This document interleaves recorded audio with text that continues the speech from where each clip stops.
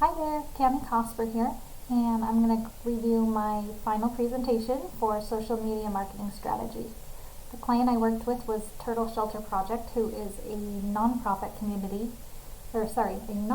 organization that helps with the homeless community in northern Utah. The goals that the client and I discussed were she would like to acquire at least 20 volunteers in the next 90 days that will help sew vests at home so that we're able to hand out at least 1,000 vests to the community in October. She would like to increase post engagement by 10% over the 30-day period to create conversation and feedback with volunteers. And she wanted to increase Facebook followers to 600 in the next 30 days. The primary buyer persona we created was Mary Jackson. She's a middle-aged woman, lives in northern Utah, has a degree, been married for 20 years with 3 kids. She's looking to contribute more in her community, but one of her challenges is finding time to volunteer locally. She definitely is on Facebook more than anything else. She also uses Pinterest quite a bit, and she's on Instagram, but not as often as she is on Facebook. She finds service opportunities through the Just Serve app and through her church. Our secondary buyer persona is Linda Smith. She's in her mid-60s, also lives in northern Utah.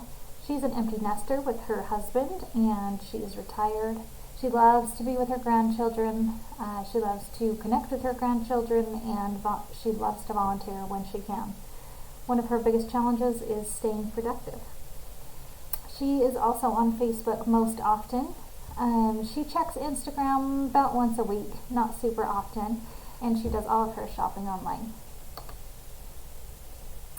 The social media channels we decided to go with were Facebook and Instagram. Facebook because that's where our target audience is. Instagram because we're looking to create a more diverse audience and maybe draw a younger crowd into helping. I use the storytelling strategy in my posts that I created because it went well with the business. So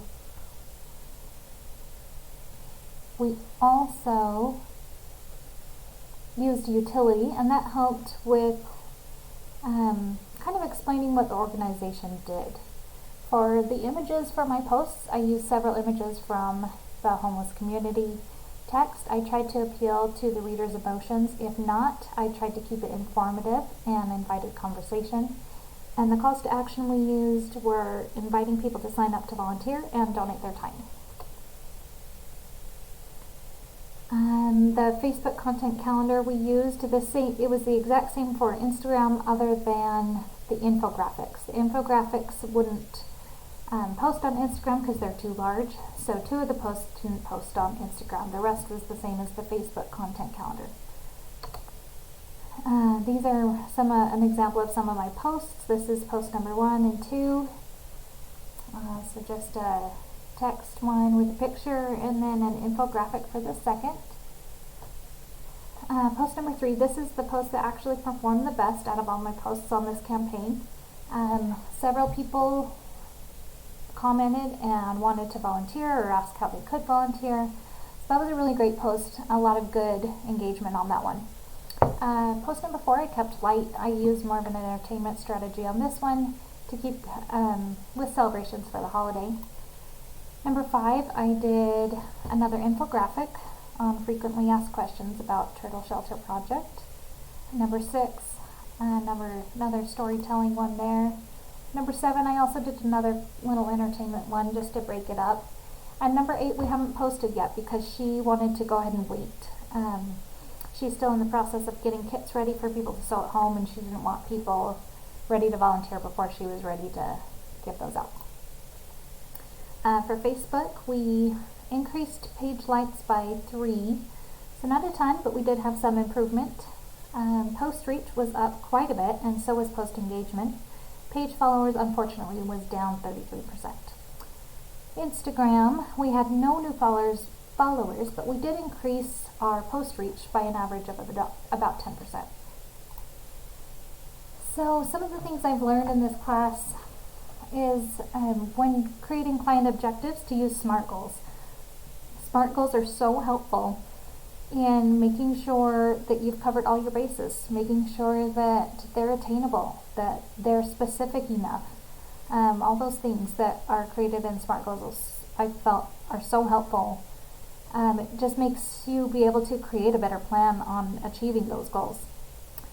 Creating buyer personas is crucial, I think, in a marketing campaign. It just helps you know who you're talking to, and I think that just helps also in creating the ads.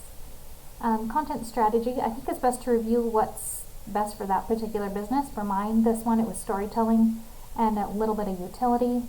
So I think we have to look, as far as content strategy, you have to look and see what's been done, and then look at their competitors too and see what's worked for them and what's been most successful.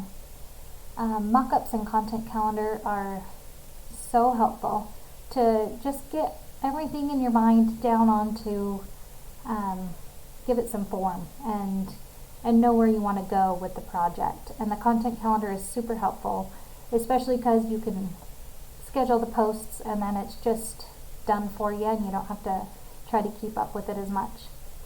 Key performance indicators, I think that just also is based on the client and what they're interested in doing based on their goals and objectives.